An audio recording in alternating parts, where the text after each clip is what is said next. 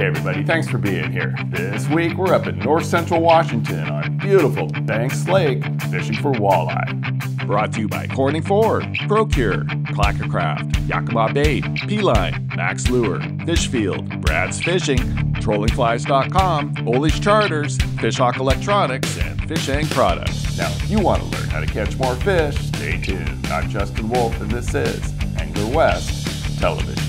Today we're on Banks Lake, one of the many great walleye fisheries in north central Washington. We're with guide Jaime Rodriguez, Eric Broughton, and Bob Schmidt of Max Lure.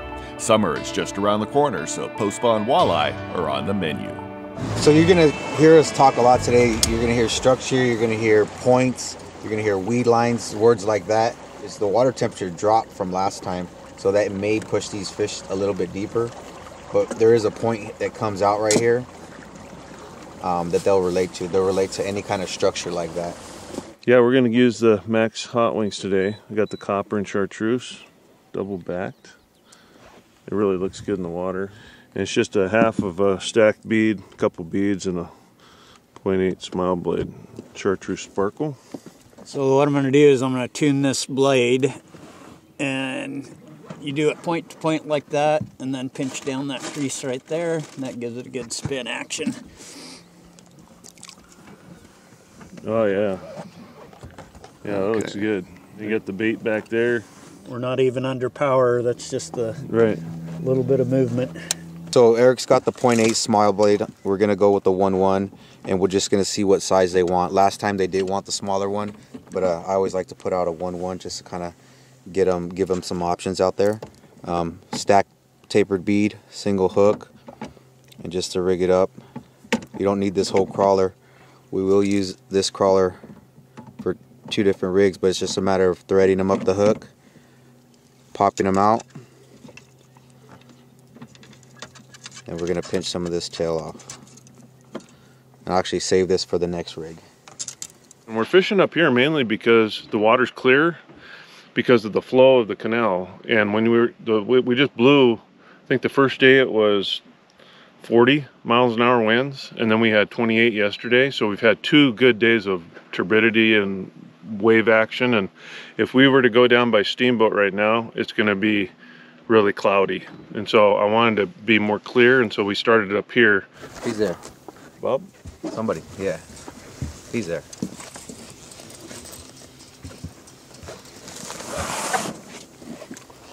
Is he a netter? I don't know. Doesn't feel real big yet. Yeah, he was swimming. He grabbed it. He was swimming with it for a while. Right size. That was with the hot wings, huh? The hot wings.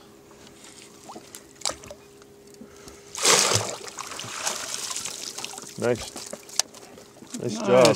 And the hook came out just like that. Nice tension. That's what it came down to. Yeah. You always want to keep that rod loaded up. You straighten out that rod, especially with hook sets like that, they're definitely going to pop loose. The way you want to hold them is you want to just come up through here, pinch them right here. My buddy Ed taught me this, and this guy is absolutely not going to go anywhere. He's stuck to you. He will poke you right here, on his teeth of course, and then off the side he's got points off his cheeks right here. And this one's actually milting, as you can tell, in the boat.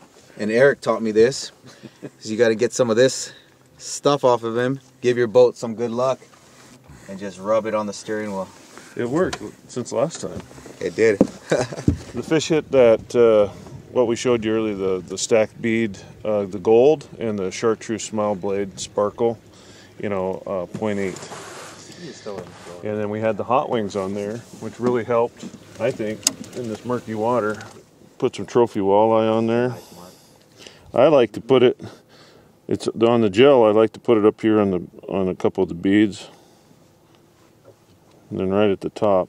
Yeah, we also have our own line of scent, and it's made by ProCure, and what we do is we just have them add a little extra UV flash in our formula to make it a little bit different, but they both work really well, and these cloudy water days, extra UV can be a real big help. Angler West is made possible with support from companies like TrollingFlies.com. The new Vampire Leech is irresistible to fish. Buy it now at TrollingFlies.com. Welcome back to Banks Lake. I'm Justin Wolf. We're fishing out of Electric City at the north end of Banks Lake, an irrigation reservoir with fluctuating currents that are key to understanding effective trolling speeds. On the river, I typically go anywhere from 0.9 to 1.3, but fishing with Eric these last few days, that's too fast. So we're gonna target like a 0.8, 0.9, maybe a 1 when we're running bottom bouncers and spinners. Speed over ground. Once we start transitioning to the crankbait bite, we'll definitely up that speed a little higher. At the upper end of the Banks Lake, we have a bunch of irrigation pumps because this is an irrigation reservoir. And when they're pumping for irrigation down in the Columbia Basin irrigation, you know, all of Moses Lake, all of, you know, the Columbia Basin where they irrigate all the crops. This time of year, they start filling all those reservoirs, Moses Lake, potholes, and they start filling all that water up. And all that water comes from Banks Lake through a canal system.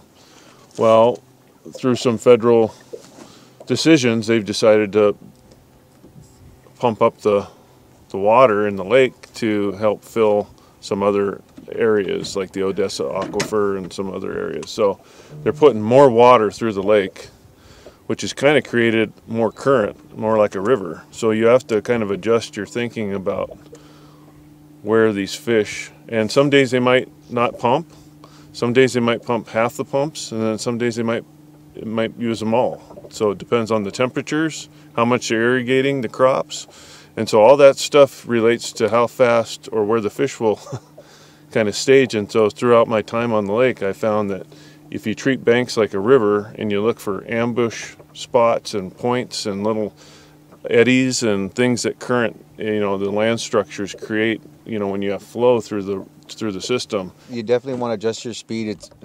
I do a lot of river fishing, and typically we only bottom bounce going with the current. It's easier for our presentation to get to the bottom. You have to adjust speed, you have to adjust weight. But my biggest fish actually come when I'm bottom bouncing against the current.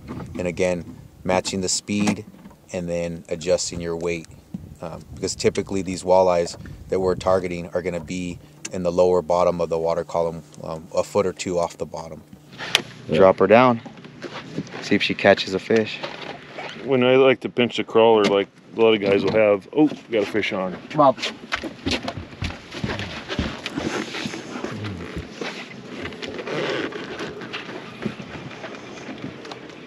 Another hook up here.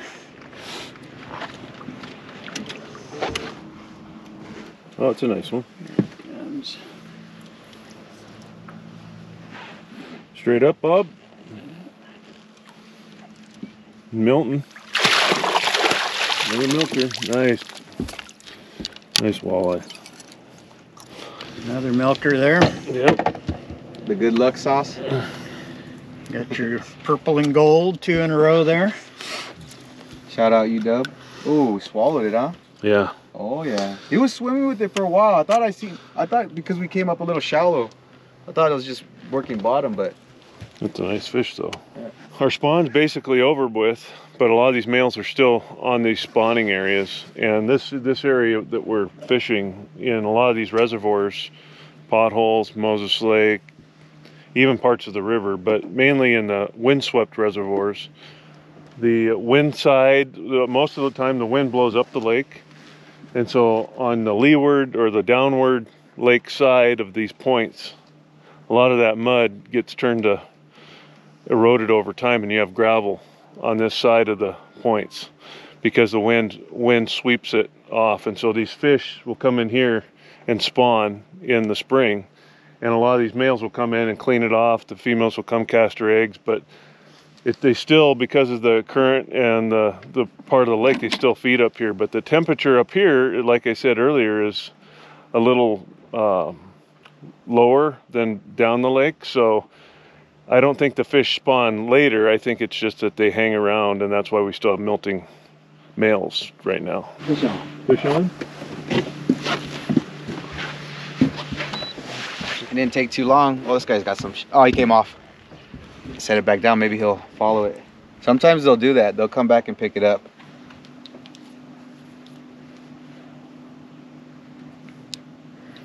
So it says 56.7 is surface. 55.4 at 5 feet. 54.8 at 10 feet. 54.7 at 15 feet. 54.5 at 20 feet. 54.3 at 25 feet and at 30 feet. And at 35 feet, 54.3. So that's like a 3-degree difference from top to bottom. So that's good to know because, you know, that tells me that we're basically out of this pond, or just the tail end of it. So it kind of confirms what we were seeing with those fish that were still melting. So the male walleyes that we caught.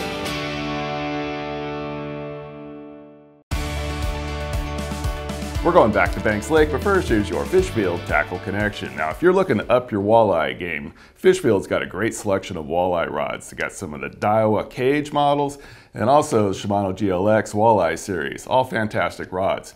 Now, in deciding which type of rods you should be using for how you're fishing, that's sometimes a little bit tricky. What I would do is call someone like J-Rod and get some good advice.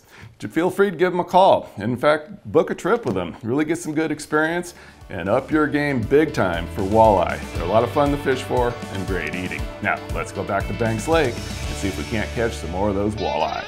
After a few days of high winds, we have a beautiful morning to work with on Banks Lake. We've caught some walleye in deeper water, but now we're moving to some shallow weed lines to hopefully find more actively feeding fish. Okay, so we're transitioning from that deeper water into some shallow water right here. We could fish this area 2 different ways, but basically we're gonna follow the weed lines and run across them. So with that, we're gonna switch out bottom bouncers. I know at least I am. We were at 2.5, 3s out there in that deeper water, and then we're gonna go now to like 1.5s, 1 ounce. There's a few ways to tune a smile blade. First of all, if you want a faster, tighter roll, you pinch it down nice and tight like that. Same speed, but you're going to get a faster spin. If you open it up like this, you're going to get a slower roll even though you're doing the same speed. And then once in a while, a smile blade will get bent or stepped on and you need to reshape it. So when you bend it down, you want it to be offset like this. You don't want it to be one on top of the other. So make sure it's offset. That gives you a spin even at slower speeds. You got it?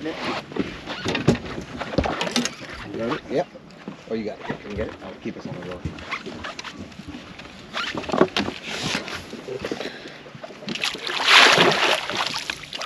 Nice. Oh, look at that. Quick release. Motor oil blade. Oh, motor oil.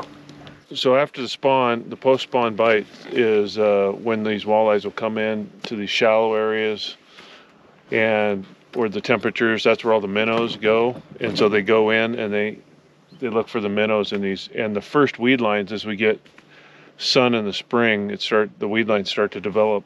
And in about July, the outside of the weed lines will be around 25 feet, and they might go into about 10, 11 feet or shallower. And then, so your deeper spots, so like right now, the weed line's right about, was it 12, 13? Yep. And so we're trying to fish just outside that weed lines because we know the walleyes are cruising that weed fence looking for minnows. Okay, we checked the water temperature out deep. Now that we came in shallow, I'm curious to see what the water temperature is doing. So we'll go ahead and start this guy and get her tossed out.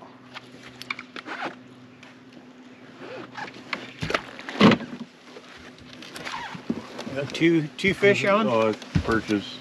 Which one do you want me to take? Oh, whatever. I don't know. I think I missed both of them. I got a reading. So surface temperature is 58. And as we go down, 57, 56, 55. So it's 55 degrees and 15 feet of water. So, interesting. What was it over there? 54.3 on the bottom and 57 on the surface. So it is a degree or so warmer back here in this shallower water. So Maybe a bass? Yep. Smallie? Really like the smallie.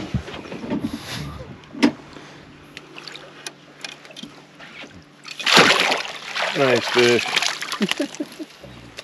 So, those, you thought it was a bass because it was kind of an aggressive fight right at the beginning. Sometimes you'll think that these more aggressive ones are bass when they bite, but in fact, they are walleyes. Can you guys say what color that was? Looks like another husky. Golden purple. Oh no, you They did don't that. like huskies on this side of the mountains, J-Rock. Oh yeah. He's there.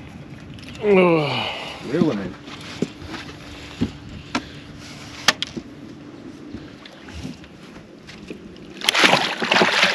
Motor oil.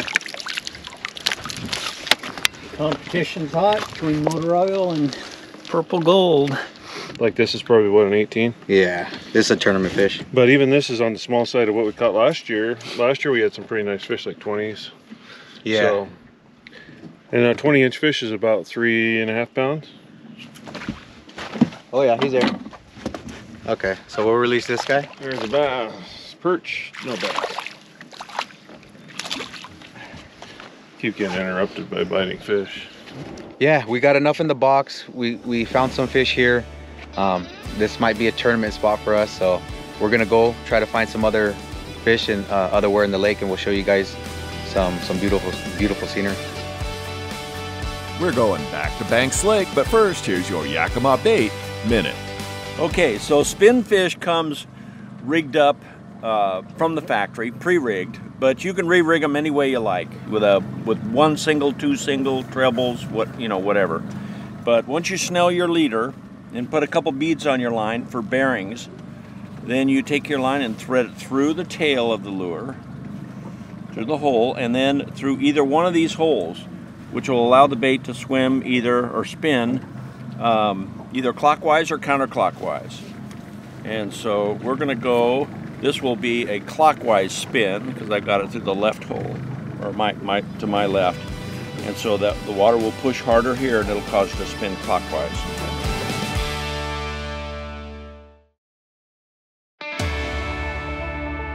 We've caught plenty of quality walleye trolling worm harnesses with smile blades on the bottom, but now we've made a move to see if the crankbait bite is going on. Using side planers, we'll troll crankbaits behind hot wings, and also try out the new SD hitch, which enables you to add the flash and action of a smile blade to nearly any type of lure. This is the Max SD hitch, and they make these to apply to different types of baits, but it's a wire frame, and it's got this cool quick connect. All right, now I got it set up. So this is gonna look like, this minnow is chasing that smile blade. It's gonna look like another minnow.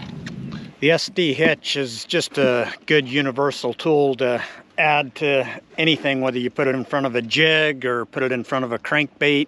It gives that extra spin and creates that scenario where it looks like your lure is actually chasing a live fish, so you can get some of those aggression strikes usually out of the fish. Like a lot of you guys out there know, planer boards is a good product to get your baits away from the boat. So if you have boat shy walleye, this gets your presentation out away from the boat, and then in this case it helps with a good spread. You're able to fish multiple rods. On Banks Lake, they offer a 2-pole endorsement, so with that 2-pole endorsement, one person could fish 2 rods, and then if you have and a couple buddies, planer boards will help with spreading that out. Maybe about 40-50 feet. Let some more line out, and then I'll lock it in, and then you'll see the board just take your presentation out away. A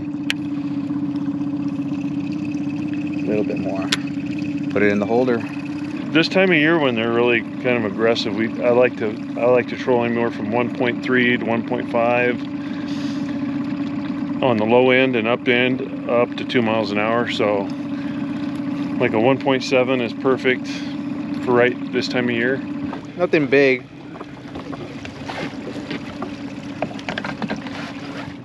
Planer board's a 2-man job.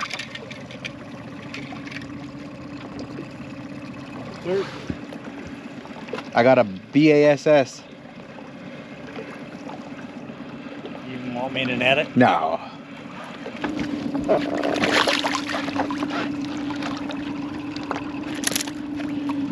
little bit better bass than before on the crank. Oh yeah, he hammered it. We're fishing a little bit shallow water, but we're gonna head to a little bit deeper water with the cranks. This one's only rated to go down to like 10 feet. We'll put that guy in there and we'll grab one of these guys. I know purple, like Eric was saying earlier, is just a good go-to color here on Banks. This one has like a purple back to it, gold. So I'll put this little bit deeper crankbait on and catch some fish. So we haven't been doing very good on the crankbaits. We just noticed some fish that were on the bottom. So we're gonna go back to worms and we're gonna try to improve our catch ratio here. Oh yeah, he's there. Snug him up. Nice. Yeah. Motor oil. There's another one on the motor oil. I think that's the hot color today so far. Hold on. Gold sparkle. That didn't take long. We switched out back to worms from cranks, and this is the result. We were down, what, 5 minutes? Yeah, on the turn. So it's always good when you're trolling. Don't go in a straight line. You're gonna want to, do some slight S turns. Oh, this guy's got some tug. As big as I thought. A nice Banks Lake walleye. What is it? BASS. Oh, the BASS. Because if you say it, we don't say certain words like rain, wind, or bass. It's bad luck.